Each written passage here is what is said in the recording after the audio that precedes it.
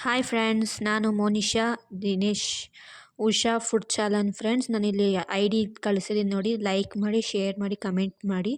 ಈಗ ನಾನು ಮಾಡ್ತಿದ್ದ ರೆಸಿಪಿ ಬಂದು ಚಿಕನ್ ಗ್ರೇವಿ. ಅದಕ್ಕೆ ಏನೇನು ಬೇಕು ಅಂದರೆ ಈರುಳ್ಳಿ, ಹಸಿಮೆಣ್ಸಿನ್ಕಾಯಿ, ಚಕ್ಕೆ, ಶುಂಠಿ ಬೆಳ್ಳುಳ್ಳಿ ಪೇಸ್ಟು, ಹಾಗೆ ಕೊತ್ತಂಬರಿ, ಸ್ವಲ್ಪ ಪುದೀನ ಇಷ್ಟು ತೊಗೋಬೇಕು ಫ್ರೆಂಡ್ಸ್. ಮಸಾಲೆ ಐಟಮ್ ಏನೇನೆಂದರೆ ಗರಂ ಮಸಾಲ, ಧನಿಯಾ ಪುಡಿ, ಚಿಕನ್ ಮಸಾಲ ಪೌಡರು, ಹಾಗೆ ಅರಶಿನ ಪುಡಿ ಫ್ರೆಂಡ್ಸ್.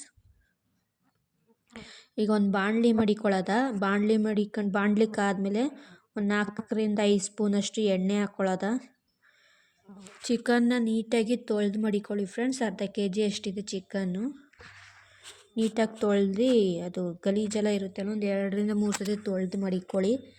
ಅದಾದಮೇಲೆ ಎಣ್ಣೆಗೆ ಶುಂಠಿ ಬೆಳ್ಳುಳ್ಳಿ ಪೇಸ್ಟು, ಹಸಿಮೆಣ್ಸಿನ್ಕಾಯಿ ಹಾಗೂ ಈರುಳ್ಳಿನ ಹಾಕಿ ಫ್ರೈ ಮಾಡಬೇಕು ಫ್ರೆಂಡ್ಸ್. ಸ್ಮೆಲ್ಲು ಹೋಗಬೇಕು, ಅಲ್ಲಿವರೆಗೂ ನೀಟಾಗಿ ಫ್ರೈ ಮಾಡಿ. ಎಷ್ಟು ಉರಿತೀರೋ ಅಷ್ಟು ಚೆನ್ನಾಗಾಗುತ್ತೆ ಫ್ರೆಂಡ್ಸ್. ನೀಟಾಗಿ ಫ್ರೈ ಆಗಬೇಕು.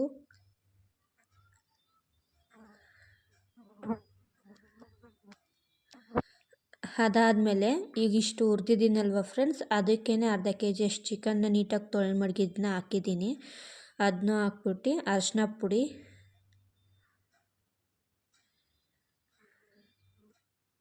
ಹಾಗೆ ಗರಂ ಮಸಾಲ,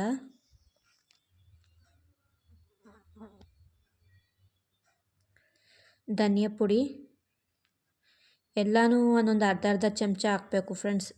ಅರಶಿನ ಪುಡಿ ಮಾತ್ರ ಸ್ವಲ್ಪ ಹಾಕಿ, ಅಂದರೆ ಒಂದು 1/4 ಚಮಚ.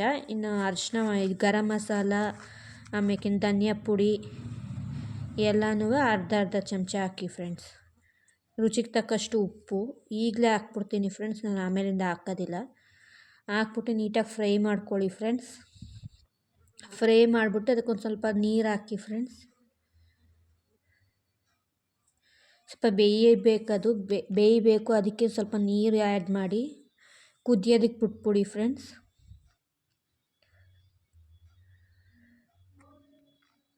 ನೀಟಾಗಿ ಕುದ್ದಾದಮೇಲೆ ಕುದಿ ಬರ್ತಾಯಿದೆ ಅಂದಮೇಲೆ ಹಸಿಮೆಣ್ಸಿನ್ಕಾಯಿ ಪೌಡರು ಒಂದು ಅರ್ಧ ಸ್ಪೂನು, 1-1.5 ಸ್ಪೂನಷ್ಟು ಪೆಪ್ಪರ್ ಪೌಡರು, ಹಾಗೆ ನಾನು ಚಿಕನ್ ಮಸಾಲ ಪ್ಯಾಕೆಟ್ 1 ಪ್ಯಾಕೆಟ್ ಪೂರ್ತಿ ಹಾಕ್ತೀನಿ ಫ್ರೆಂಡ್ಸ್. ಹಾಕಿ ನೀಟಾಗಿ ಮಿಕ್ಸ್ ಮಾಡಬೇಕು ಫ್ರೆಂಡ್ಸ್ ಗ್ರೇವಿನ. ಅದಾದಮೇಲೆ ನೀರು ಇದು ಗೊಜ್ಜು ನಿಮ್ಗೆ ಯಾವ ಥರ ತೆಳ್ಳಗೆ ಬೇಕಂದರೆ ತೆಳ್ಳಕ್ಕಿರಲಿ, ಗಟ್ಟಿಗೆ ಬೇಕಂದ್ರೆ ನೋಡಿ ಹಾಕೋಬೇಕು ಫ್ರೆಂಡ್ಸ್. ನೋಡಿ ಹಾಕ್ತಾಯಿದ್ದೀನಿ.